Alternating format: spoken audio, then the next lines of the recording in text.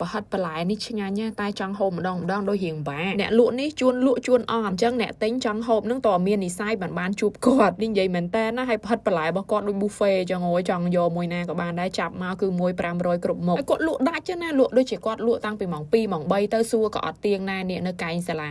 វត្តសំកសលបឋមសិក្សាវត្តសំកសលភាគច្រើនគឺគេស្គាល់ឡៃហ្នឹងប្រហិតមួយ500ទេ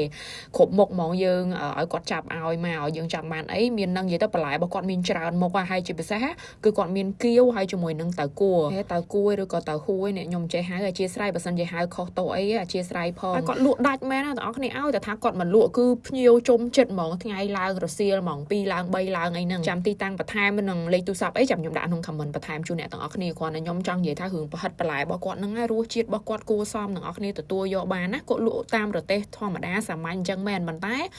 ប្រហិតបន្លែរបស់គាត់គឺឆ្ងាញ់គៀវក៏ឆ្ងាញ់តៅគួរក៏ឆ្ងាញ់ហើយអាទឹកសៀងរបស់គាត់ជាមួយនឹងនេះទឹកសៀងគាត់ជាមួយនឹងខ្ទឹមជ្រក់របស់គាត់ហ្នឹងត្រូវជាតិគ្នាមែនតើលេងសើចអីភ្ញៀវគាត់ច្រើនមែនហើយគាត់ក៏មានលក់ប្រហិតសាច់គោលក់ប្រហិតលក្ខណៈប្រហិតក្រហមប្រហិតសាច់គោអីក៏មានដែរយើងអាចប្រាប់គាត់ឲ្យដាក់បានកំងបានតាមចិត្តនិយាយទៅបើប្រហិតបន្លែគឺដឹងតែមួយ500គ្រប់មុខតែម្ដងអញ្ចឹងពីខ្ញុំទៅដែលចូលចិត្តញ៉ាំប្រហិតបន្លែគឺក្នុងចំណោមប្រហិតបន្លែហ្នឹងគឺអាចទទួលយកបានឆ្ងាញ់ដែរទាំងអស់គ្នាអាចសាកបាន